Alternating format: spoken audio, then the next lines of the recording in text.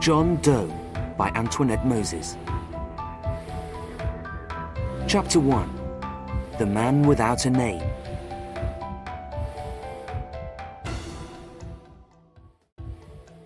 "What's your name?" asked Dr. Cox. The man in the bed did not answer. "Open your eyes," said Dr. Cox. The man in the bed opened his eyes. He looked at the doctor. "Do you understand the question?" asked Dr. Cox. "Yes," said the man in the bed. "I do." "Good," said Dr. Cox again. The doctor smiled at the man. It was a nice smile. "And do you know your name?" "No," said the man in the bed. "I don't know what my name is." The man in the bed said nothing for a moment. The doctor waited and watched him. "Who is this man?" thought Dr. Cox. "I don't know who he is or where he comes from. I know that a woman found him yesterday in the street. The woman telephoned the police, and the police brought him here to the hospital. I know he had blue jeans and a jacket, a green shirt and black socks and shoes. His clothes were clean, but he had no money and no papers." "I'm Dr. Philip Cox," Dr. Cox said to the man. "You can call me Philip." "You're a doctor," said the man. He looked at the doctor. "And this is a hospital?" The man in the bed spoke very slowly. "Yes," answered Dr. Cox. But now he did not smile. "What's the problem with this man?" thought Dr. Cox. "He has language. He understands words, but he doesn't know who he is or where he comes from. Does he remember, or doesn't he? The police don't know who he is. I don't know who he is. And we need to know these things. Somewhere, somebody is waiting for him." "You look at a man, and what do you see?" thought Dr. Cox. "You see very little. It's not easy to know a man without language. You need words, you need names and places. People have family and friends.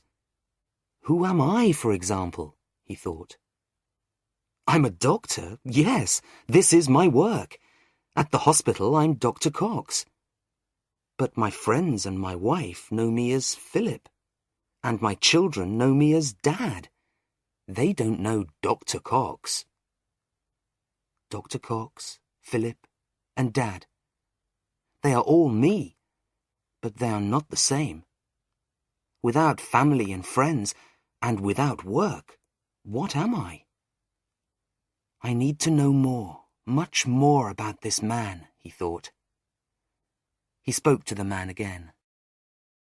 "We're going to find out who you are," said Dr. Cox. He sat on the man's bed and smiled at him.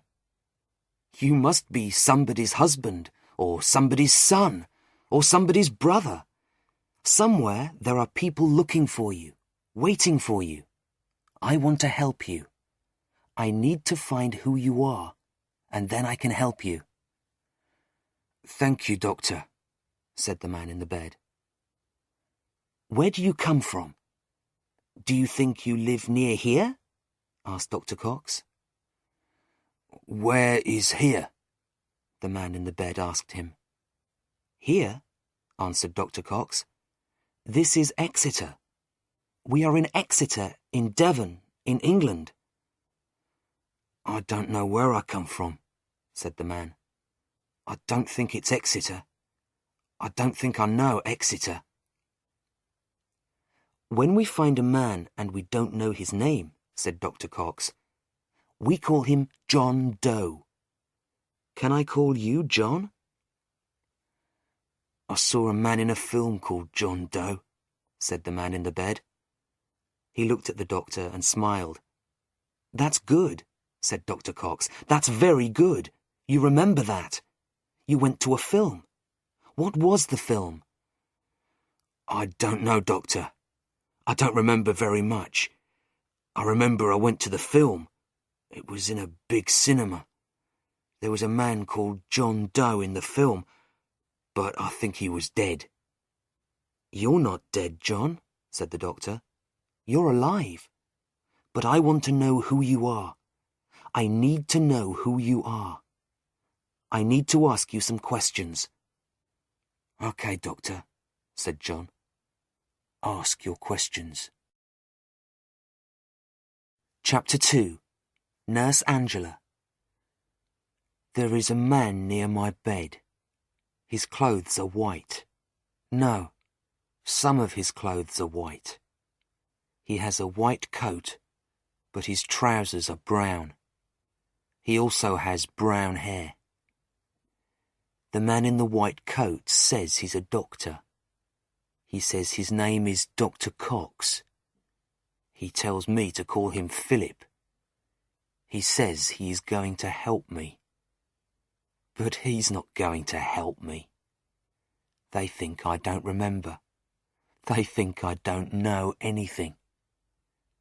They know nothing, the doctors or the police. Nobody knows who I am. I sit in the bed and answer questions. They ask lots of questions. "Do you know what amnesia is, John?" Dr. Cox asks me. Dr. Cox. Dr. Philip Cox. He thinks he's somebody. He's nobody. I know what amnesia is. "Yes," I say. "It's when you can't remember anything. You don't know who you are or where you come from. You don't know who your wife is or where your home is." "Do you have a wife?" Dr. Cox asks me. He's very quick, this doctor. I had a wife, but I don't tell him. I don't tell him anything. He calls me John Doe. That makes me smile. My name is John. I have lots of names, lots of surnames, but my first name is always John. The doctor doesn't know that. "Do you think I have amnesia?" I ask him. "I want to find out, John," says Dr. Cox. "You tell me, do you think you have amnesia?" I ask a question. He answers with a question. I don't like that. "I don't know, Philip. I'm very tired," I say. Dr. Cox looks at his watch. "It's 11 o'clock now," he says. "I'm going on holiday tomorrow, and I have lots of work to do. Today, lots of people want to see me. I must go. But we can talk again this afternoon." "Thank you, Doctor," I say. "Don't be afraid, John," says Dr. Cox. "Everything's going to be all right very soon. I know these things. You're afraid that you're nobody, but I know that you're somebody." "I am somebody," I say. "Afraid? I'm not afraid. I'm not afraid of anybody or anything. But I don't say that. I say, I'm somebody, but I don't know who I am." That's not true. I do know who I am, but I'm not telling him. I'm not telling anybody. I watch Dr. Cox. He goes to the door. "Nurse," he calls. "Can I talk to you for a minute, please?" A nurse comes into the room. She is very beautiful. She smiles at the doctor. She smiles at me. Dr. Cox calls her Angela. Nurse Angela. I like that. I like the name Angela. Yes, doctor, says Nurse Angela. She has short black hair and beautiful black eyes. Are you here all day today? Asks Dr. Cox. Yes, doctor, answers Nurse Angela. Good. It's about this man in bed number 6. Dr. Cox is standing by the door and he speaks very quietly. He thinks I can't hear, but I can hear him. The doctor talks to Nurse Angela about me. Ask him lots of questions, he says. He wants me to remember. He wants to know who I am. He wants me to say, I know who I am. He's going to wait a long time for me to say that. Nurse Angela sits by my bed. She smiles. She has a big, big smile. Hello, John, she says to me. She has a beautiful, quiet voice. And how are we today? Why do nurses and doctors say we when they mean you? I don't like that. They say, are we hungry? When they mean, are you hungry? That's what you say to very small children. How are we then? Aren't we a big boy? They say to babies. Babies can't answer, but I can. And I'm not a small child. I don't like you now, Nurse Angela. You're going to be sorry. Go away, nurse, I say very quietly. What did you say? Asks Nurse Angela. I didn't hear what you said. I said hello, I say. She's not going away. She wants a conversation. She wants to talk. My name is Angela, she says. I come from Birmingham, but my family comes from London. Do you know Birmingham? No, I say. That's not true. I know Birmingham. I had a house in Birmingham. I don't think so, but... I stop. Is this Birmingham? I know it's Exeter. The doctor told me it was Exeter. But she doesn't know that. Nurse Angela smiles. It's a beautiful smile. I look at her. She is small, with a nice face. I smile at her. I knew another woman with a nice face. She lived in Birmingham. She wasn't nice to me. She died in Birmingham. Angela talks. She says I must talk too. She says she's going to say a word and I must answer with another word. I must say the first word I think of. She says it's going to help me remember. Night, she says. Day, I answer. She says more words. I answer with more words. Afternoon, she says. Morning, I answer. Book, paper. Father, mother. It's easy. Woman, says Angela. Dead, I answer. What? Asks Angela. Bed, I say quickly. She writes something. I didn't want to say that. I spoke too quickly. Angela says another word. I answer. Window, door. Rain, sun. Water, sea. Why did I say dead? I think. I didn't want to say that. Bad boy, John, I say to myself. You're a bad boy. Angela stops. You did very well, she says. Are you hungry? She asks. Yes, I tell her. I'm very hungry. Good, she says. Would you like something to eat? Yes, please, Angela, I say. I smile. OK, says Angela. Would you like some eggs and some bread? Thank you, I say. Yes. I take her hand.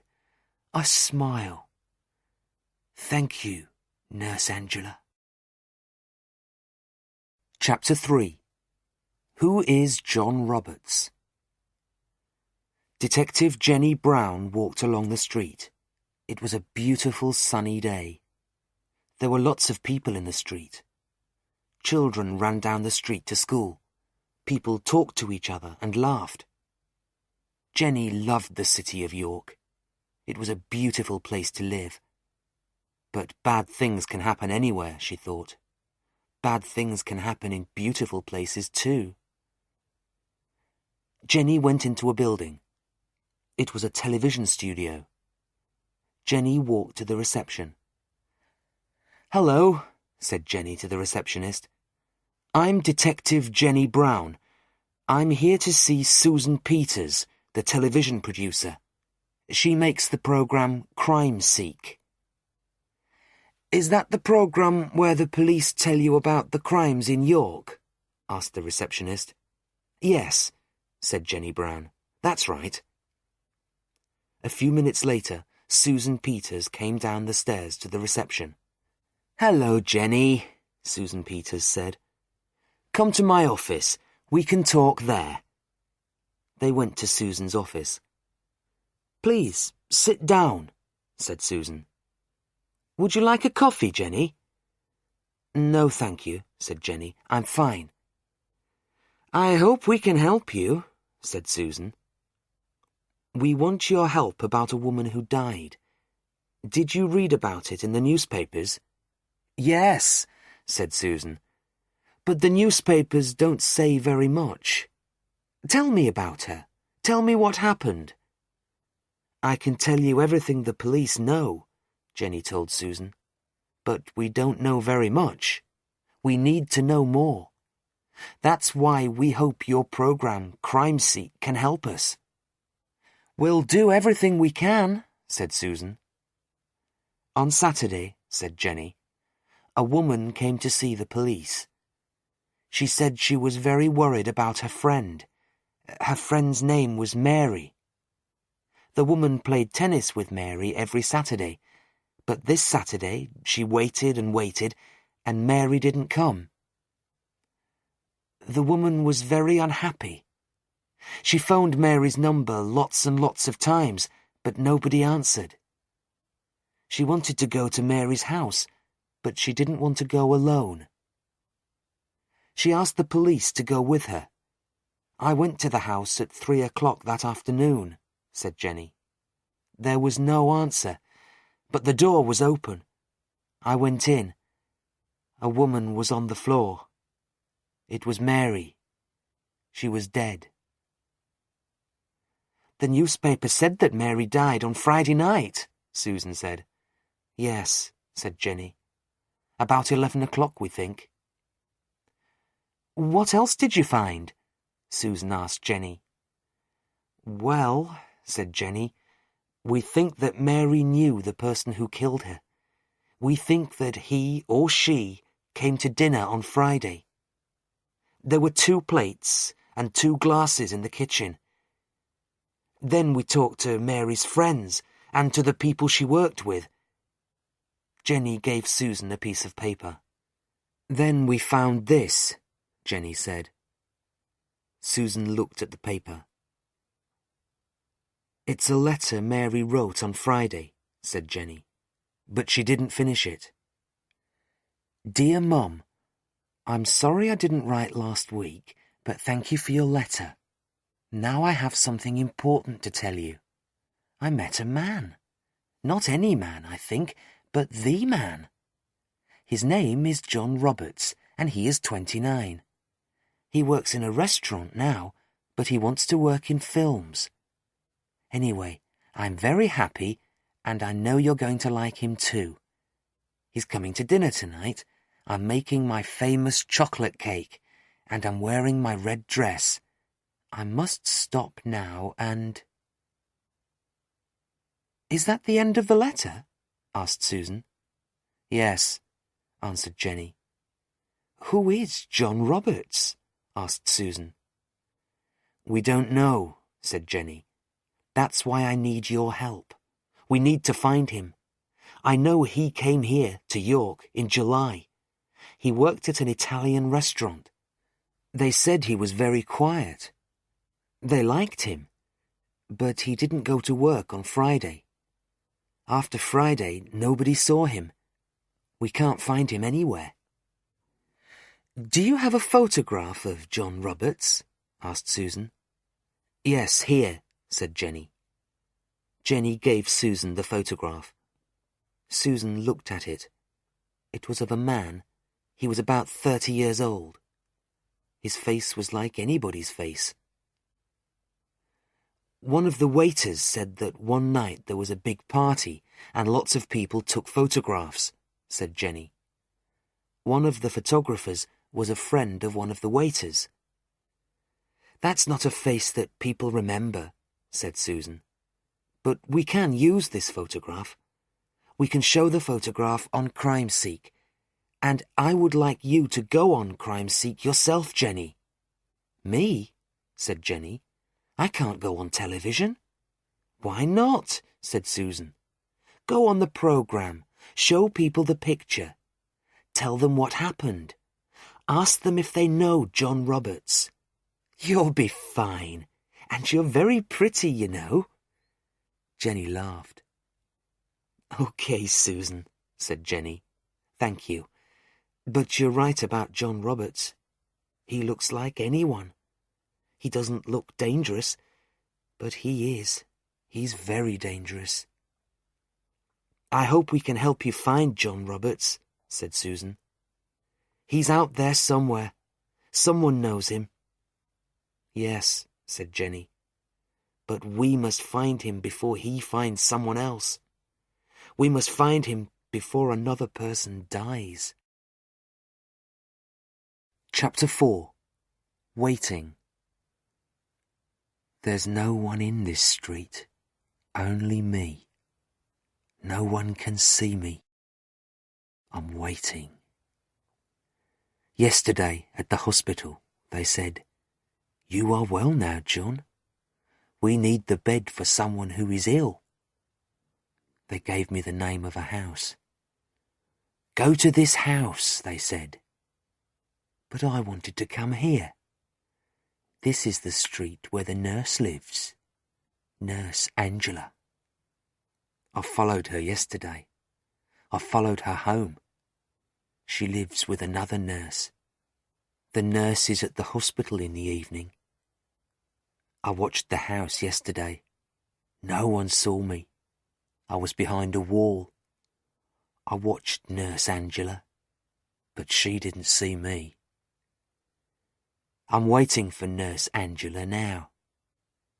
Nurse Angela is going to die today. I wanted a friend, but she didn't want to be my friend. The woman in Birmingham didn't want to be my friend. Nurse Angela smiled at me, but I saw how she looked at the doctor. She liked the doctor very much. She didn't like me. She watched me. She talked about me to the doctor. I know what I do is wrong. I do bad things. I don't like what I do. I'm a bad boy. I go to new places. This is a new place, and I have a new name here. People don't like me. They talk about me. People never like me. People always talk about me. Dr. Cox knew nothing. Yesterday, he went on holiday. I heard him. He said, "Bye, everybody. I'm going to York for a week on holiday." And they all said, "Have a good holiday, Doctor. Have a nice time." I didn't say anything, but I was thinking. Dr. Cox said goodbye to me. "Goodbye, John," said Dr. Cox. Dr. Cox likes Nurse Angela. He's going to be sorry. He thinks he's very intelligent, but he doesn't know anything. I'm very intelligent. Nurse Angela smiled at me, but she didn't like me. Dr. Cox didn't like me. He talked about me. I know these things. The first time wasn't easy. I said to myself, "John, you're a bad boy. Don't do it." But I did it anyway. The next time was easy. Women die very quickly. Here comes Nurse Angela. She's going to find me here in her road. "Hello," I say. Nurse Angela saw John Doe in the road. She knew something was wrong. His new house was not near her street. Why was he here? "What are you doing here, John?" asked Angela. She wanted to get inside her house quickly. She wanted a hot bath and a hot drink. She did not want to talk in the road with the man called John Doe. "Hello," said John Doe. "I know you. You're Nurse Angela." He smiled. "Where am I?" he asked. "Is my new house near here?" Oh no, thought Angela. He can't remember. I thought he was well now. At the hospital, everyone thought he was well. "I'm cold," said John. Angela took his hand. It was very, very cold. "You need a hot drink," she said. "You're very cold." "Yes, please," said John. He must go back to the hospital, thought Angela. But first, he needs a cup of hot coffee and something to eat. "My house is here," she said. "Is it?" asked John. "Come in," said Angela. She opened the door. She wanted to help the man. He looked so cold and unhappy. "You are very nice to me," said John. He walked inside the house. The house was nice and warm. John smiled. "I'm very hungry," said John. He smiled again. He knew he had a nice smile. "Would you like something to eat?" asked Nurse Angela. "Thank you," said John. "Thank you very much, Nurse Angela." Chapter 5. Goodbye Holiday. It was a beautiful morning. "This is good," thought Philip Cox. "I love holidays. I can sleep and eat and do nothing. I can be with my family and go and look at the city of York. The hotel is very nice," thought Philip. He sat on the large bed and drank his coffee. He never had breakfast in bed at home. There was too much work. There was a television in the hotel bedroom. "I can watch television and eat my breakfast in bed," he thought. "Is it okay if I turn on the television?" he asked his wife. "Why not?" she said. "You're on holiday." Philip turned on the television. "Good morning," said the woman on the television. "I'm Susan Peters. With me this morning is Detective Jenny Brown." Jenny Brown smiled. "I hope you can help us," said Detective Jenny Brown on the television. "Last Friday, here in York, a woman died. Her name was Mary. We know that she had dinner with a man called John Roberts. We want to talk to John Roberts." There was now a picture of a man on the television. "Do you know this man?" asked Detective Jenny Brown. Is John Roberts his name? Does he have another name? Please, please phone this number if you know him. Oh, no, said Philip Cox to his wife. I know that man. He's in the hospital back in Exeter. We called him John Doe. Goodbye, holiday. Philip phoned the number that was on the television programme. He talked to Detective Jenny Brown. My name is Dr. Philip Cox. I'm in York on holiday. The man you called John Roberts is in our hospital in Exeter. Can you come to the police station now? Asked Detective Brown. Yes, of course, said Dr. Cox to the detective. I can come now. The police station was near the hotel, and 5 minutes later, Dr. Philip Cox was in Detective Jenny Brown's office.